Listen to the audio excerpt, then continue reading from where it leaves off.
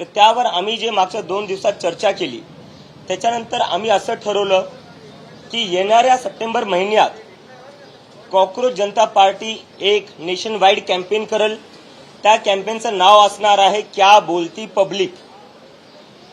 क्या बोलती पब्लिक हे आमचं नेशन वाईड कॅम्पेन असणार आहे। या कॅम्पेन मधून आम्ही देशभरात दौरा करणार आहे। आम्ही लोकांकडून समजून घेणार आहे त्यांच्या समस्या काय आहे, त्यांच्या अपेक्षा काय आहे। पहिला आमचा जो मुद्दा असणार आहे तो एज्युकेशन रिफॉर्म। कॉकरोच जनता पार्टी ज्या ठराविक मुद्द्यांवर नक्कीच काम करेल, इतरही मुद्दे आहेत ज्याच्यावर आम्ही काम करू, पण जे आमचे ठराविक मुद्दे असणार आहे पहिला असणार आहे एज्युकेशन रिफॉर्म्स। आज आपल्या देशात शिक्षण अनअफोर्डेबल झालेलं आहे। पहिली दुसरीत ज्या मुलांचं ऍडमिशन घ्यावं लागतं त्या मुलांना वर्षाची फीस जी आहे ती 1-1.5 लाख आहे। डोनेशन प्रायव्हेट स्कूलमध्ये द्यावं लागतं ते वेगळं। ज्या परिवाराची तितकी इन्कम नाही, तितकी सेव्हिंग नाही, ते 1-1.5 लाख कुठून देतील। मागच्या काही दशकात आपल्या देशात education is a fundamental business to gain profits अशी शिक्षण व्यवस्था झालेली आहे, ते आपल्याला बदलायचं आहे। दुसरा जो मुद्दा आहे तो म्हणजे जंतर मंतरच्या आंदोलनात आपण पाहिलं, नीट हा सगळ्यात मोठा मुद्दा होता, कोर इश्यू होता। पण जितके लोक आली तो राग फक्त नीटवर नव्हता किंवा एज्युकेशन सिस्टमवर नव्हता। या देशात संस्थानाची जी हाल झालेली आहे या सरकारच्या अंतर्गत त्याच्याबद्दलचा तो राग होता। मग तो राग पक्षांविरोधात का असत नाही।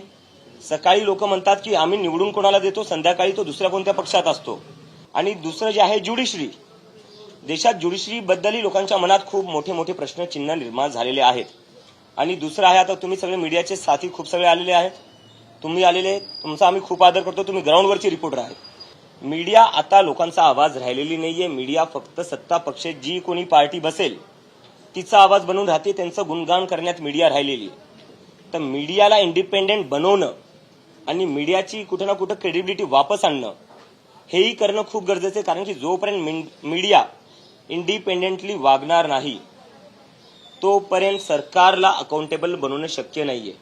आणि त्याच्यानंतर जो एक सगळ्यात मोठा मुद्दा असेल ज्याच्यावर कोणीच बोलायला तयार नाहीये, जंतर मंतरवर फक्त स्टुडंट्स नव्हते, जंतर मंतरवर बेरोजगार लोकही खूप होते। तर बेरोजगारी हा खूप मोठा मुद्दा आहे। जेवढे बेरोजगार आहे त्यापैकी 80% बेरोजगार असे आहेत ज्यांच्याकडे डिग्री आहे। युवकांशी शिक्षणाचा मुद्दा आणि बेरोजगारी मुद्दा हा पॉलिटिकल डिस्कोर्स आता असलाच पाहिजे। तुम्ही अजून इग्नोर नाही करू शकत याला। आणि आता जर तुम्ही इग्नोर केलं तर जेनझीनी दाखवून दिलेले ते रस्त्यावर येतील। सगळ्यांनी त्यांच्या पॉलिटिकल आयडिओलॉजीजच्या वरती उठून, त्यांच्या दुसऱ्या काही आयडिओलॉजी असतील त्याच्यावरती उठून नागरिक म्हणून एकत्र येऊन देशात सुधार आणायची गरज आहे। ते हे आमचा एक मोठा अजेंडा आहे येणाऱ्या काळासाठी।